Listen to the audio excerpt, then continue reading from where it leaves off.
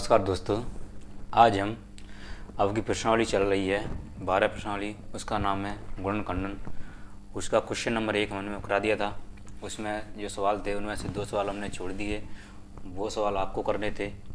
और अगर भी आपको सवाल नहीं आए हो तो आप उनको सवालों को कमेंट बॉक्स में बता देना, हम बता देंगे।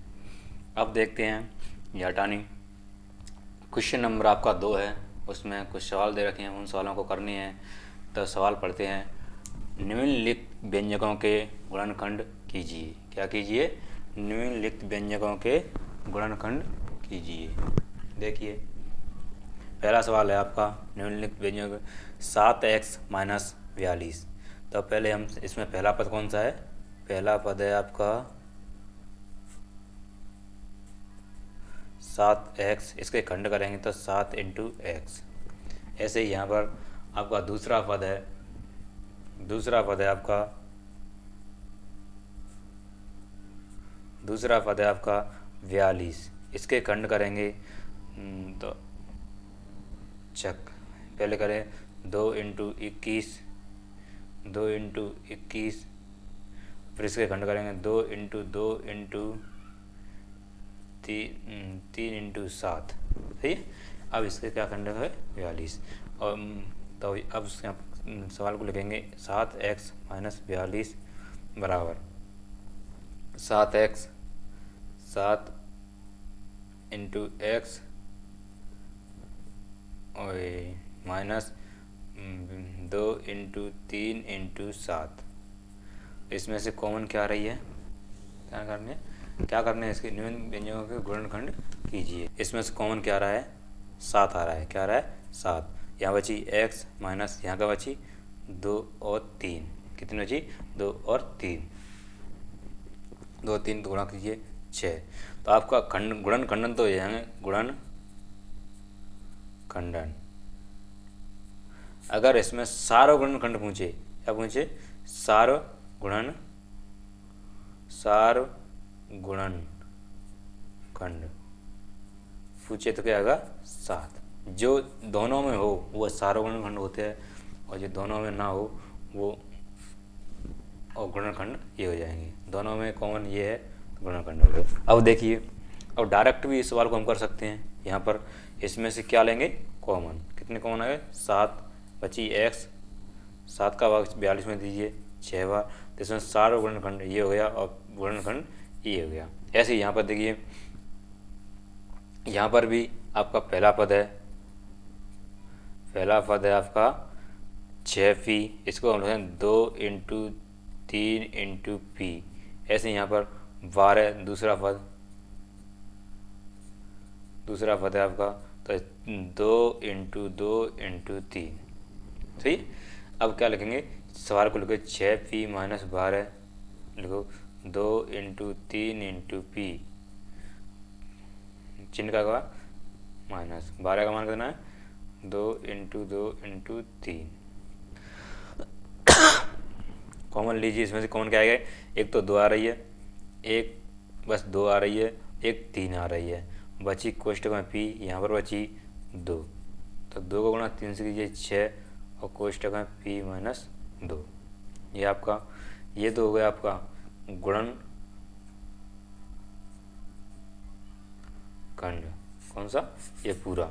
और सारो गुणनखंड पूछे, सारो गुणनखंड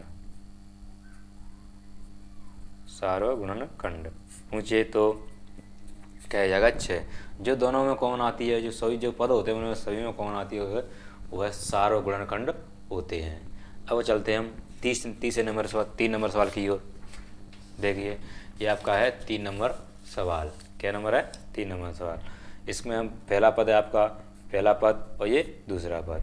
तो पहला पद है 7a बराबर, इसके खंड कीजिए 7 इंटू ए। ऐसा ही है। दूसरा पद है 14a, तो इसका खंड करेंगे 2 इंटू 7 इंटू ए। अब इसमें से सवाल को लिखिए 7a² प्लस 14a, और 7 का मान होगा 7 इंटू ए, चिन्ह का प्लस का, और 14a का मान रखिए 2 इंटू 7 इंटू ए। इसमें कॉमन क्या आएगी? 7 और एक तो 7 आ गई और एक ए आ गई, बची कितनी ए प्लस कितनी बची 2। इसमें सार्वगुणनखंड होगा, सार्वगुणनखंड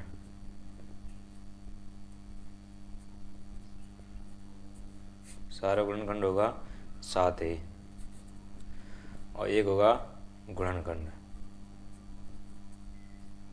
गुणनखंड तो ये सब सभी शामिल हो जाएंगे, दोनों पता हो जाएंगे गुणनखंडों में शामिल, और जो कोष्ठक के बाहर है वो हो जाएगा सार्वगुणनखंड। ऐसे इसमें पर सवाल में पूछी क्या है गुणनखंडन, तो इसके गुणनखंड करने हैं। ठीक है, इसमें पहला पद है ये आपका 5 नंबर सवाल हल करना है, डायरेक्ट हम कर सकते हैं। इसमें से देखिए ऐसी संख्या है जो दोनों में भाग जा रहा हो, बताओ। एक तो क्या है 10, 10 का भाग जा रहा है, 10 संख्या 10 का भाग इसमें चला, 10 का भाग इसमें भी चला जाएगा। ठीक, और एल का एल इसमें है, एल इसमें है तो एक एल, एम इसमें है तो एक एम। अब बची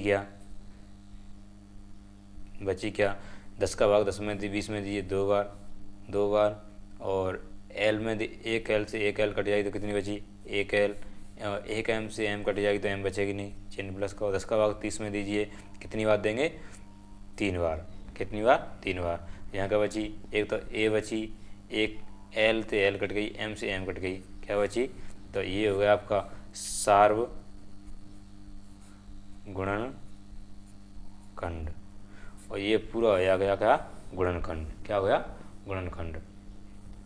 ऐसे ही ये सवाल वैसे भी पता जाएगा, पहला पद और दूसरा पद, पहला पद और दूसरे पद के हिसाब से भी हो जाएगा। इसके खंड कर लेंगे और जो कॉमन आएगा उन्हें उससे बाहर ले लेंगे और उनका क्या कर देंगे गुणा, और जो कोष्ठक में आ गए वो क्या, और जो संख्या आ जाएगी लास्ट में वो संख्या क्या जाएंगे गुणनखंड। ऐसे ही यहाँ पर देखिए ये भी पहला पद है, ये दूसरा पद है, तो इसमें पहले डायरेक्ट करते हैं, ऐसे ही सवाल कर सकते हैं, कोई दिक्कत नहीं है आपके। देखिए इसमें से क्या लेंगे कॉमन 5, एक तो संख्या आ रही है 5, एक एक्स, इसमें भी एक्स है तो एक्स आ रही है, इसमें वाई है, इसमें भी वाई है, वाई आ रही है। अब देखिए 5 से 5 कट गई, एक्स से एक्स कट गई, कितनी बची एक एक्स, वाई की वाई कट गई तो वाई बची नहीं, चिन्ह -5 का भाग 15 में दीजिए 3 बार, एक्स का गुणा एक्स का भाग एक्स में दीजिए, एक्स कट गई, वाई का भाग वाई में दीजिए तो वाई बची। ये आपके क्या होंगे गुणनखंडन, गुणनखंड।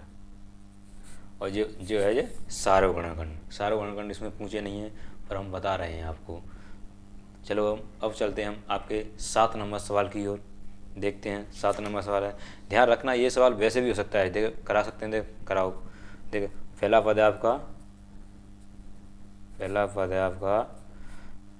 5x² वाई बराबर, ऐसे करने 5x into x into Y, ऐसे ही आपका 15xy², सही। अब 15 के 3 into 5 into x into Y into Y, तो इसके क्या करेंगे खंड, तो 5x² माइनस वाई माइनस नहीं, ये नहीं 5x² वाई माइनस 15xy², और क्या करेंगे इन्हें उतार लो, ऐसे भी इन्हें लिख लो, चिन्ह माइनस का है था 3 into 5 into x into Y into y पुष्टक बंद। अब देखिए कौन क्या रहा है, एक तो क्या रही है 5 इसमें है, 5 इसमें है, एक एक्स आ रही है, एक आ रही है वाई वाई। यहाँ पर क्या बची, एक तो एक्स बची, क्या बची एक्स बची, माइनस चिन्ह का माइनस का, यहाँ पर बची एक तो क्या बची 3, एक बची वाई, क्या बची वाई। तो इसका क्या करेंगे, इसका आंसर हम हल के देते हैं, देख लीजिए 5 का बना एक्स वाई करिए, 5xy इन कोष्टक x माइनस 3y, तो ये आंसर और ये आंसर क्या है, हाँ आंसर सेम है, तो ये क्या है गुणनखंड। जो कोष्टक के बाहर आता है वो है सार्वगुणनखंड। अब चलते हैं हम आपके अगले सवाल की ओर, कौन सा है 7 नंबर सवाल। आपका मैंने 4 नंबर सवाल छोड़ दिया है, उसे हम बाद में कराएंगे, देखते हैं वो आपको हो जाए तो कब कर लेना, नहीं तो हम कराएंगे। देखिए अब आपका 7 नंबर सवाल, इसमें पहला पद ये है, दूसरा पद ये है, तीसरा पद ये है, या तो पद के हिसाब से कर लो या हम डायरेक्ट सवाल को कर सकते हैं पद में। तो इसमें देखिए डायरेक्ट करते हैं, इसमें कोई संख्या ऐसी कोई संख्या है जो तीनों संख्या में भाग जा रहा हो। एक तो 5 है, कितनी है 5, और ए इसमें है, बी इसमें है, सी इसमें है, तो ए बी सी डी में से कोई ऐसी संख्या अचर नहीं है जो कॉमन हो।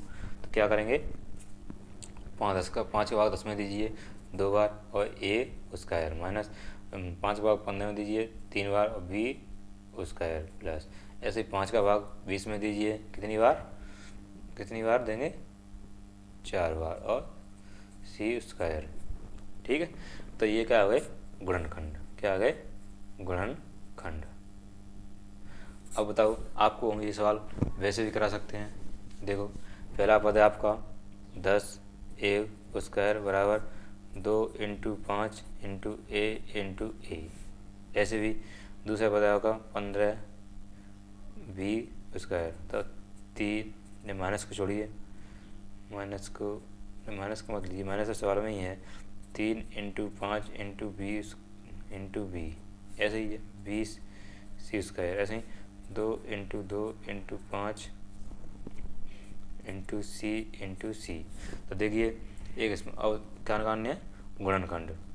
तो देखिए 10 a square minus 15 b square plus 20 c square.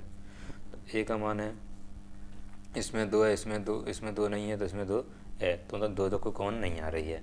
अब 5 इसमें 5 ऐसे, तो क्या आ रही है 5 इंटू ए, इसमें ए भी नहीं आ रही है, तो क्या बची, ओके 5। सही। अब देखिए, अब यहाँ पर क्या बची 5 कॉमन ले 2 और ए, तो 2 गुणा कर दिए ए स्क्वायर, चिन्ह का माइनस का, ऐसे यहाँ से 5 ले ली तो 3 बी का गुणा करें बी स्क्वायर, चिन्ह प्लस का है, चिन्ह का प्लस का। ऐसे ही जहाँ से 5 कॉमन ले ली तो 2 गुणा 2 से 4, और सी का गुणा, यहाँ सी है, गलती से लग गया, यहाँ सी है, सी गुणा सी से कीजिए सी स्क्वायर। तो आपका आंसर ये आ गया 5 2a square minus 3b square plus 4 सी स्क्वायर। ठीक, अब हम लेते हैं आपके 8 नंबर सवाल को। अब एक सवाल, 2 सवाल हैं 8 और 9, उसमें से हम एक सवाल को हम करेंगे और एक सवाल को आप करना है, ध्यान रखना आपका करना है।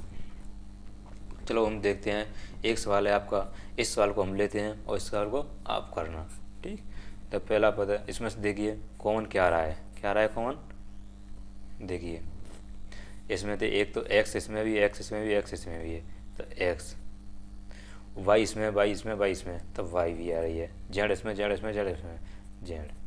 तो x से x कट गई, 2 घात है, तो क्या बची एक x, y से y कट गई, z से z कट गई, बस x बची। यहाँ पर देखिए x से x गई, y से y गई, घात गई, तो एक y बची, चिन्ह, और z से z गई, चिन्ह प्लस को, यहाँ x से x, y से y, z से एक घात गई, कितनी बची z। तो ये आपके क्या गए गुणनखंड, क्या गए गुणनखंड। ठीक, पर ये जो कोष्टक के बाहर आते हैं वो ध्यान रखना, जो सभी में कॉमन आती है, वह कॉमन या वहनिष्ठ आती है, उसे हम सार्वगुणनखंड कहते हैं। इसी का मतलब ही है कि सभी में गुणनखंड सभी में हो, और ये सवाल आपको करना है। ठीक, ऐसे ही करना है, जो कॉमन ले लो।